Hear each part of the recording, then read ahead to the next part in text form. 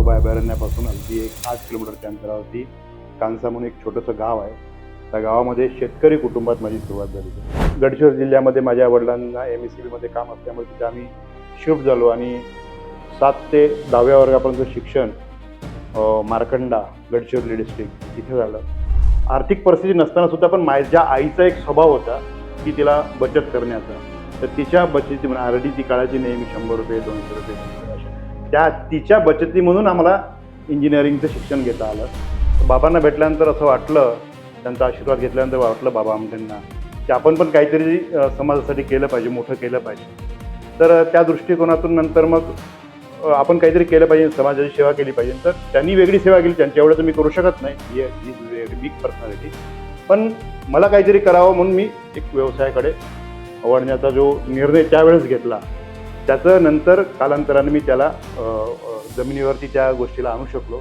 Challenge सर्वांसाठी सारखेच आहे, कारण मी मराठी आहे आणि आपल्या मराठी कुटुंबांमध्ये व्यवसाय एका दूरदूरपर्यंत कोणी बघितलेलं नसतंच आणि व्यावसायिक माझी पार्श्वभूमी नव्हती. त्यामुळे सुरुवातीच्या काळात एकच चॅलेंज होतं की आपण पैसे कसे उभे करायचे व्यवसायाला लागणार.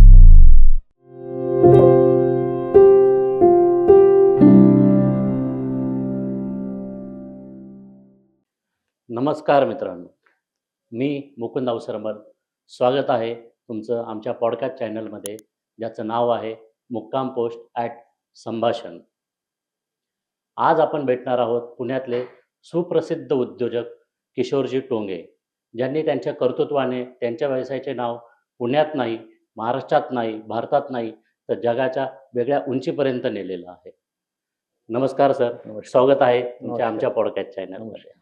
सर, सर्वात आधी तुमच्याबद्दल जाणून घेण्याची उत्सुकता अशी आहे की तुम्ही स्वतःबद्दल थोडंसं काही सांगा. तुमचं बालपण कसं होतं, तुमच्या बालपणाची सुरुवात कशी होती सर? मुळात सांगायचं झालं तर माझं जे बालपणाची सुरुवात आहे की महाराष्ट्राच्या पूर्वेला जो चंद्रपूर जिल्हा आहे, ताडोबा अभयारण्य जिथं प्रसिद्ध आहे, त्या ताडोबा अभयारण्यापासून अगदी एक 8 किलोमीटरच्या अंतरावरती कांसा म्हणून एक छोटंसं गाव आहे. त्या गावामध्ये शेतकरी कुटुंबात माझी सुरुवात झाली. अरे, शेतीत राबलो, शेतीमध्ये डबा घेऊन गेलो आणि त्याच छोट्याशा जिल्हा परिषदेच्या शाळेमध्ये 1ल्या वर्गापासून सुरुवात झाली आणि 4थ्या वर्गापर्यंत त्या छोट्याशा खेड्यामध्ये मी शिक्षण घेतलं. आजी आजोबा शेतकरी होते, वडील तिथे राहत नव्हते, वडील बाहेर थोडंसं कामानिमित्त होते. ते आजी आजोबाबरोबर माझं शिक्षण झालं. त्यामुळे गावाशी पूर्ण नाळ जुडलेली आहे, मातीशी नाळ जुडलेली आहे आणि त्या शिक्षणापासून ते दुसरा प्रवास गडचिरोली जिल्ह्यामध्ये माझ्या वडिलांना MSCBमध्ये काम असल्यामुळे तिथे आम्ही शिफ्ट झालो आणि 7 ते 10व्या वर्गापर्यंत शिक्षण मार्कंडा गडचिरोली डिस्ट्रिक्ट इथे झालं आणि जंगलाचा सहवास लाभला. तिथे पूर्ण जंगलच होतं. गडचिरोली अजूनही ते नाव वाटलं की आम्हाला ते भीती वाटते. नक्षलवादी म्हणून वाटते, पण तिथे नक्षलवादी. नक्षलवादी नाही आहे बरं का. गैरसमज आहे, जे काय असेल ते गेले आता. ओके. तर बऱ्यापैकी चांगला शांत आणि चांगला संस्कारी जिल्हा आहे. चांगले लोक आहेत, आदिवासी आहे, मूळ समाज आहे भारतातला तिथे आजही अस्तित्वामध्ये. बरोबर. तर त्यांच्याकडून शिकण्यासारखं भरपूर आहे. फक्त आपल्याला त्यांना उघड्या डोळ्यांनी बघता आलं पाहिजे की ते किती चांगले आहेत. बरोबर. तर तिथे शिकलो. आज तिथून शिकल्यामुळेच आज इथपर्यंत पोहोचलो, कदाचित असं वाटतं. तिथं जर नाही गेलो असतो तर कदाचित इथे नाही पोहोचलो असतो. तर तिथे शिकलो. त्यानंतर मग 10व्या वर्गापर्यंत शिक्षण तिथे झालं गडचिरोली जिल्ह्यामध्ये. माझं एक स्वप्न होतं की आनंदवनामध्ये कुठेतरी शिकायला जायचं बाबा आमटेंच्या. ओके. तर आनंदवनामध्ये शिकायला जायचं, आनंदवनाच्या कॉलेज शिकायचं, हाच पहिला मूळ स्वप्न ते होतं की आनंदवनात शिकायला जायचं. पुढे माहित नाही काय व्हाय. बरोबर. तर आम्ही आनंदवनामध्ये 10व्या वर्गानंतर चांगले पर्सेंटेज मिळाले तर आनंद निकेतन कॉलेजमध्ये बाबा आमटेंच्या वरोड्याच्या आनंदवनामध्ये ॲडमिशन घेतलं आणि तिथं 12व्या वर्गापर्यंत शिक्षण घेतलं आणि पुढे अजून इंजिनिअरिंग करून चंद्रपूर इंजिनिअरिंग कॉलेजमध्ये पुढे प्रवास तिकडे पुण्यापर्यंत पोहोचला. ओके. तुमच्या यशामागे लहानपणीचा असा काही प्रसंग आहे का की ज्याने आज तुम्हाला घडवलंय किंवा यशाच्या ह्या उंच शिखरापर्यंत पोहोचवलंय?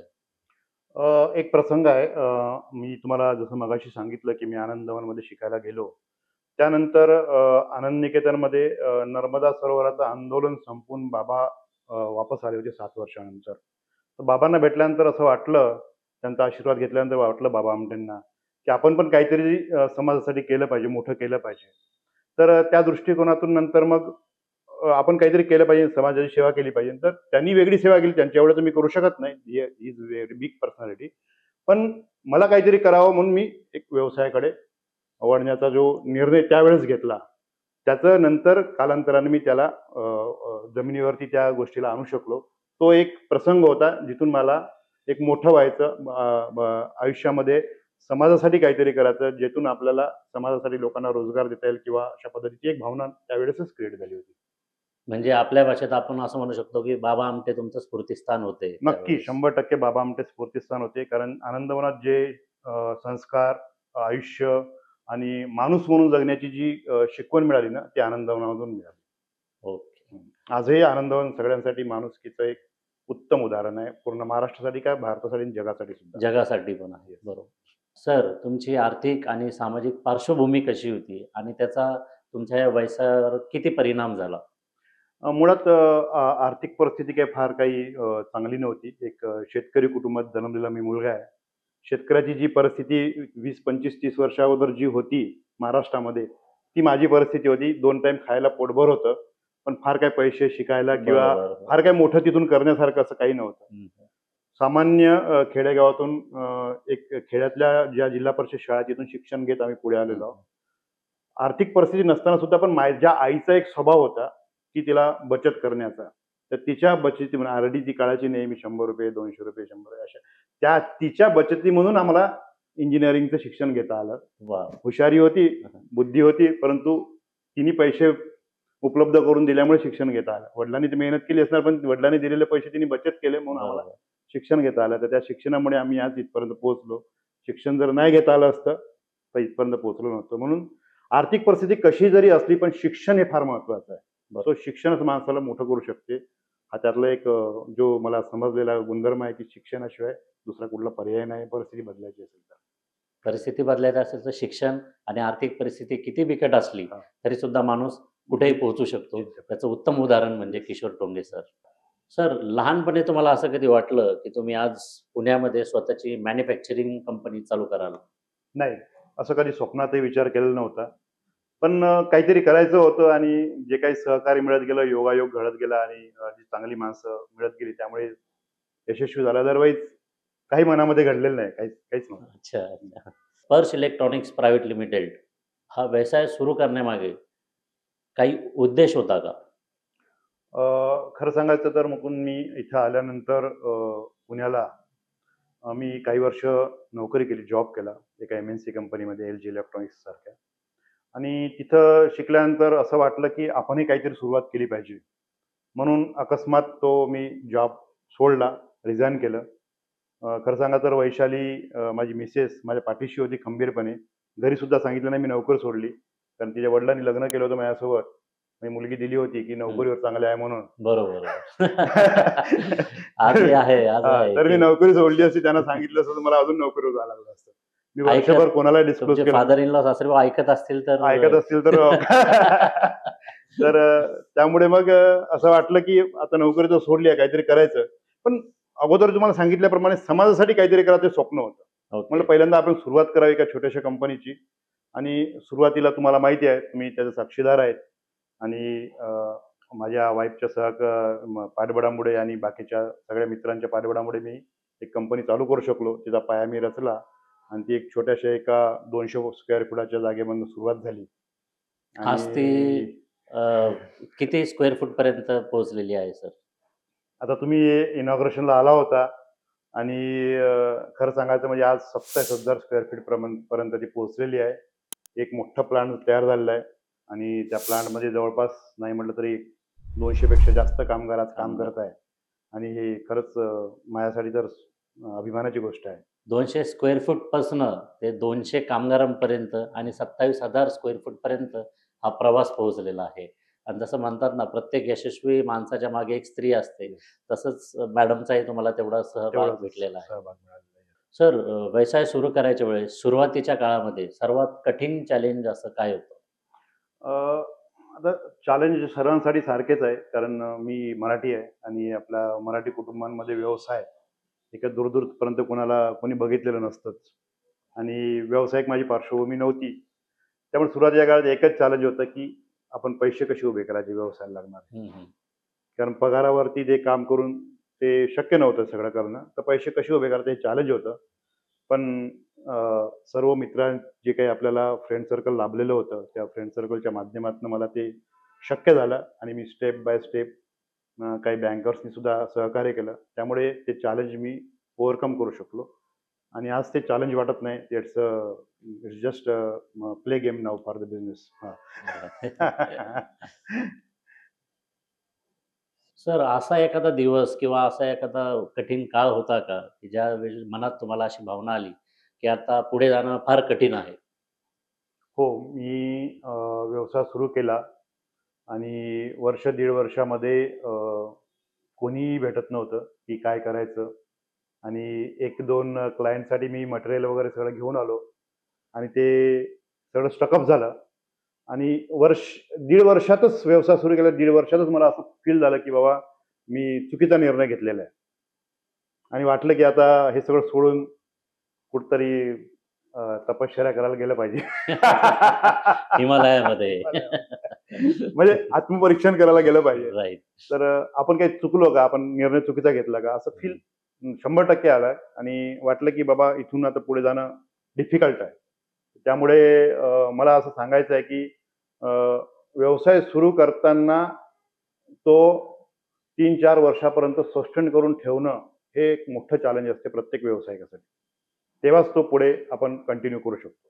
म्हणजे यामधनं प्रत्येक मराठी उद्योजकाला असा आपण उद्देशून सांगू शकतो की जेव्हा व्यवसाय चालू केला तर कमीत कमी तुम्ही 3 वर्ष तरी सस्टेन झालं पाहिजे. त्यानंतर तुम्ही अपेक्षा करू शकता त्यातनं प्रॉफिटेबिलिटी. एक्झॅक्टली. म्हणजे कोणीही जरी व्यवसाय चालू करत असेल, तो व्यवसाय चालू करताना एकतर त्यांनी पुरेपूर विचार केला पाहिजे.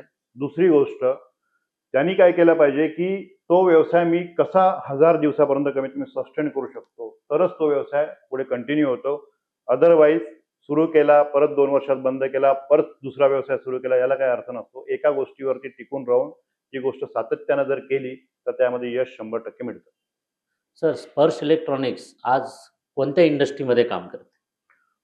स्पर्श इलेक्ट्रॉनिक्स आम्ही सुरुवात ट्रेडिंगपासून केली, आता मॅन्युफॅक्चरिंगपर्यंत पोहोचलोय आणि आज आम्ही मोठ्या ब्रँडसाठी काम करतोय. आज IFB, हिताची, कायनेटिकच्या माध्यमातून आम्ही टाटासारख्या आपल्या चांगल्या ब्रँडला काम करतोय.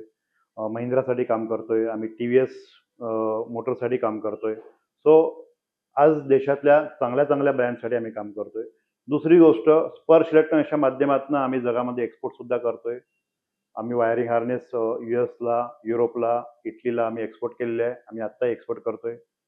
काही जे फॉरेनचे ब्रँड्स आहेत त्यांच्यासाठी सुद्धा आम्ही एक वेगळ्या टाईपचे प्रोडक्ट्स बनवून आम्ही त्यांना देतोय आणि जे अमेरिकेमध्ये एक्सपोर्ट होतात. तो आम्ही स्पर्श इलेक्ट्रॉनिक्समध्ये एक व्हेरायटी ऑफ प्रोडक्ट लाईन आम्ही ठेवलेली आहे वायरिंग हार्नेस सोबत सुद्धा. तुमच्या कंपनीची अशी जी कोणती क्वालिटी आहे जी तुम्हाला इतर कंपन्यांपेक्षा वेगळं बनवते? माझ्या कंपनीची एक क्वालिटी आहे की आमच्याकडे कुठलीही इन्क्वायरी आली तर आम्ही त्या इन्क्वायरीला एक वेगळ्या रिस्पेक्टनी त्याच्यावरती काम करतो आणि कुठलाही कस्टमर असेल, तो छोटा असो की मोठा असो, त्याला एक सन्मानाने आम्ही त्या गोष्टीवरती त्याचे जे RFP येते, आमच्याकडे इन्क्वायरीज येतात, त्याच्यावरती आम्ही काम करतो आणि ते काम करत असताना आम्ही त्याला किती कमीत कमी कॉस्टमध्ये आम्ही त्याला सर्व्हिस देऊ शकतो याचा सुद्धा आम्ही विचार करतो. त्यामुळे सातत्यानं आमची ग्रोथ होत आहे. कारण कस्टमर सेंट्रिक आमचा पॉइंट ऑफ व्ह्यू आहे काम करण्याचा नेहमी. हे प्रत्येक मराठी उद्योजकांनी शिकलं पाहिजे या पद्धतीने. सर, वायरिंग हार्नेस मॅन्युफॅक्चरिंगमध्ये क्वालिटी कंट्रोल हे किती महत्त्वाचं असतं? तुम्हाला माहिती आहे, वायरिंग हार्नेस म्हणजे जसं एक कार आहे किंवा एखादं रेफ्रिजरेटर आहे किंवा एखादी वॉशिंग मशीन आहे. वायरिंग हार्नेस म्हणजे ब्लड सेल्स आहे. म्हणजे जो करंट आपला एखाद्या प्रोडक्टला जातो, त्या करंट तो त्या वायरिंगमधनं पूर्ण पास होतो. ते सिग्नल्स पास होतात. It's a blood cells. जर ब्लड सेल्स एखादी म्हणजे ब्लडची जी वेसल आहे एखादी फेल झाली तर आपली बॉडी थांबतं. तशासारखंच प्रत्येक Okay. प्रोडक्टमध्ये wiring harness is the main the cells, the veins of the that product. So wiring harness is very important आणि त्यातला क्वालिटी कंट्रोल हा फार महत्त्वाचा आहे. प्रत्येक गोष्ट तिथनं प्रॉपर चेक होऊनच गेली पाहिजे. ती जर चेक नाही झाली, त्याच्यामध्ये फेल्युअर आलं तर पूर्ण प्रोडक्टच बंद पडतो.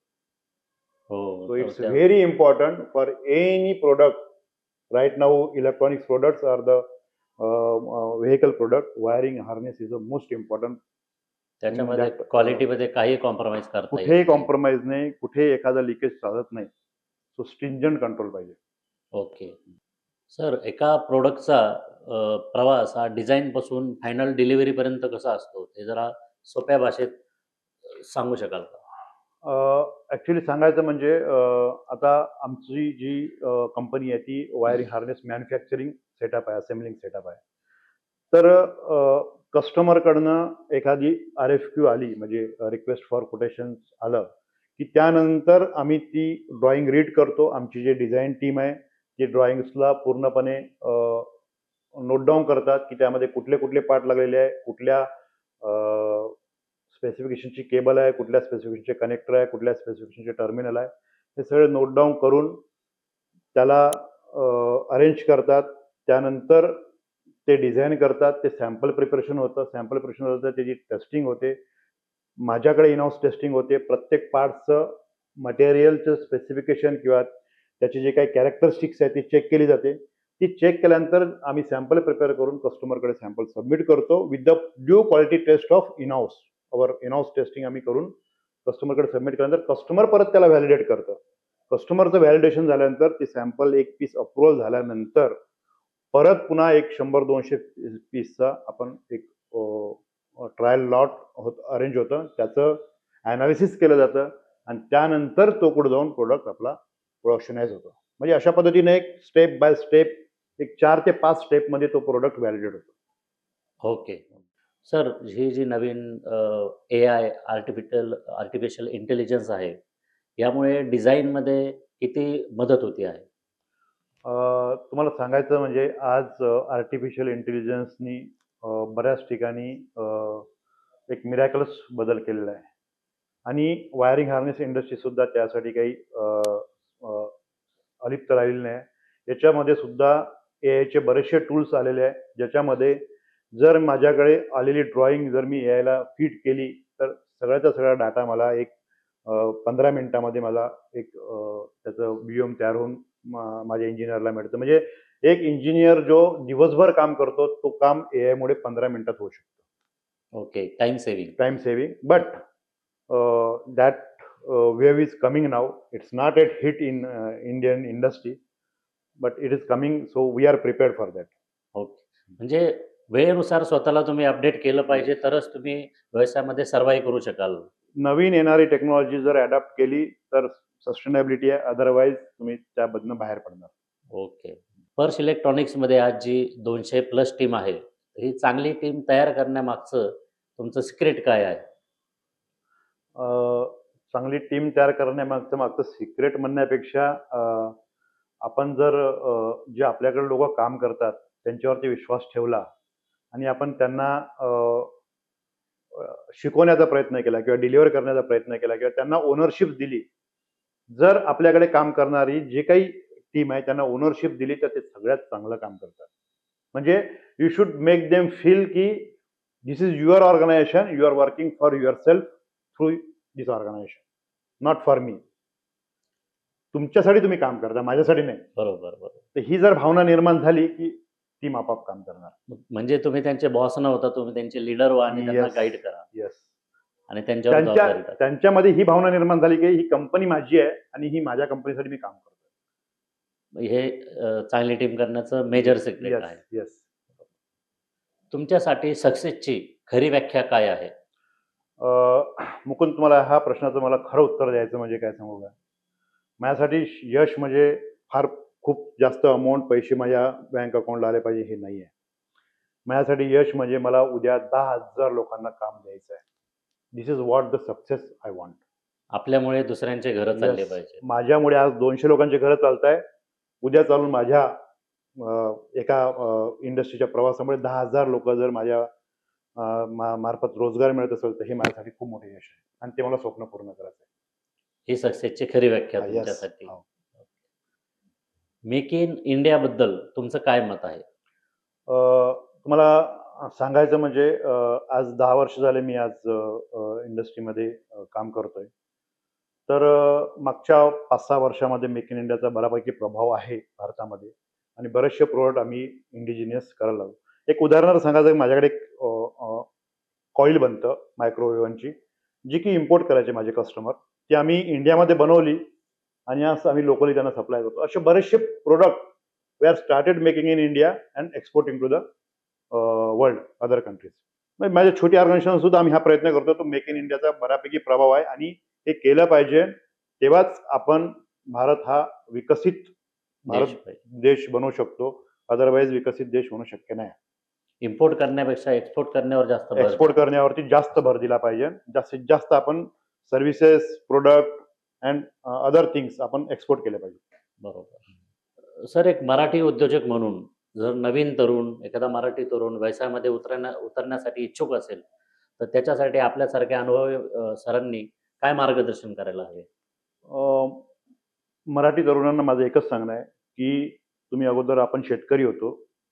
आज असा पिरियड आलेला आहे, की जास्तीत जास्त मराठी तरुणांनी व्यवसायात उतरलं पाहिजे. जास्तीत जास्त. आणि त्यांना मार्गदर्शन देणारे भरपूर समाजामध्ये लोकं उपलब्ध आहे आज. प्रत्येकाने पहिलं आपण एक पाऊल कसं पुढे टाकतो, तो विचार केला पाहिजे. त्यांनी जर एक पाऊल पुढे टाकलं, तर त्यांना मार्गदर्शन करणारी मराठी जे आज यशस्वी उद्योजक आहेत, माझ्या सकट सगळेजण बाकीचे सुद्धा, ते पुढे येतील यात काही शंका नाही. बरोबर. आणि मराठी तरुणासाठी मदत करायला कधीही मागे तत्पर राहणार असणार आहे, नाही. मागे राहणार नाही. म्हणूनच मला सांगणं आहे, की मराठी तरुणांनी व्यवसायामध्ये जास्तीत जास्त तरुणांनी उतरावं. ज्या कोणता व्यवसाय त्याला योग्य वाटेल त्या व्यवसायामध्ये त्यांनी पाऊल टाकावं. सर, धन्यवाद. तुम्ही इथं आलात आणि मार्गदर्शन केलं, ज्याने आज जो तरुण पिढीला खूप शिकायला भेटणार आहे किंवा त्यांना एक प्रोत्साहन भेटणार आहे.